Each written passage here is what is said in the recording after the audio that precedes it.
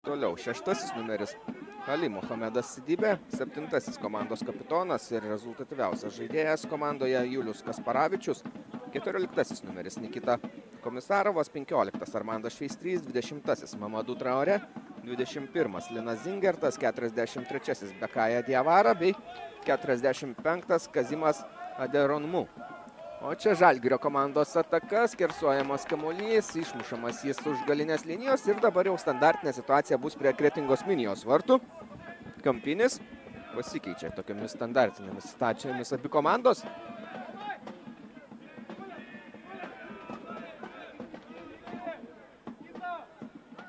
Žiūrovų gal ir nėra labai daug, bet atrodo ir Minijos gal net keletas palaikytojų yra atvykę.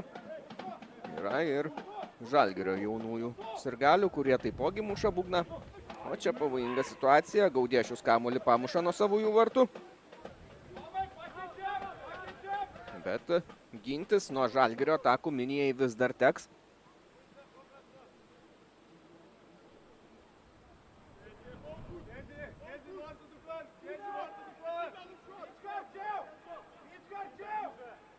Nemažai žalgiriečių yra ir prie baudos aikštelės prieigų. Dalis jų galbūt spurtuos, o dalis lauks, aišku, to atšokusio kamuolio, kuomet galima iš maždaug 16 metrų atstumo pavojingai smūgiuoti, bet ne šį kartą, nes šį kartą Vykintas Gaudiešius kamuolį sugauna ir numalšina visas potencialias pavojingas situacijas, galinčias kilti prie jo vartų šiuo metu. Komisarovo perdavimas.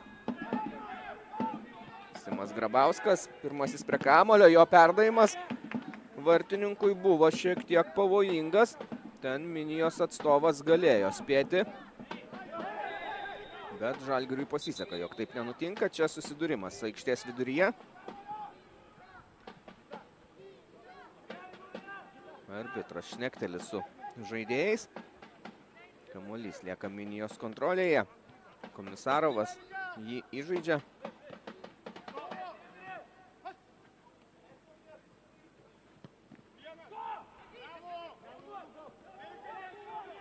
Minija su kamuoliu. Perdavimas į baudos aikštelę, kiek per stiprus. Ir žaidėjų galvų praskrieja kamuolys, belieka jį palydėti žaidėjams žvilgsniais. Na ir turbūt nepaminėjau, bet Minija treniruojama yra Dariaus Gvildžio. Treneris, kuris pernai treniravo Tauragės Taurą, buvo per žingsnelį nuo galimybės patekti į top lygą. Ilgą laiką žengia antroje vietoje, kuri leidžia žaisti pereinamasias rungtynes, bet antroje sezono pusėje Tauragės Tauras įkrito į šiokią tokią duobelę ir tą antrąją poziciją teko užleisti Klaipėdos Neptūnui. Na, žinome, po to istoriją Klaipėdos Neptūnas vis tiek nenugalėjo 2 rungtynių serijoje riterių ir nepateko į top lygą, bet Tauragės Tauras net negavo tokios progos.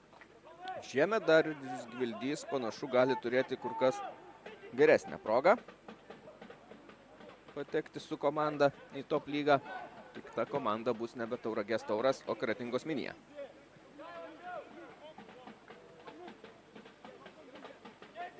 Na ir prieš sezoną turbūt buvo daug sudėtingiau šiemet išskirti pirmos lygos kažkokį vieną aišku lyderį. Ankstesniais metais tai buvo Vilniaus rajono Transinvest 2 metus su pertrauka.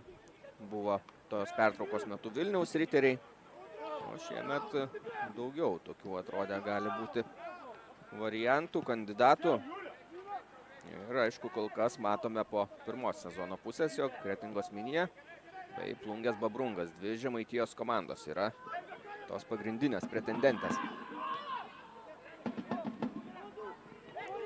Minijos komandos ataka, Traore, jo smūgis link vartų, ten Čekavičiui ne iš karto pavyksta sugauti kamuolį, bet galiausiai jaunasis Vilniaus Žalgirio vartų sargas kamuolį sučiumpa. Na, ne kartą yra Čekavičius gelbėjęs šiame sezone savo komandą puikiais pasirodymais.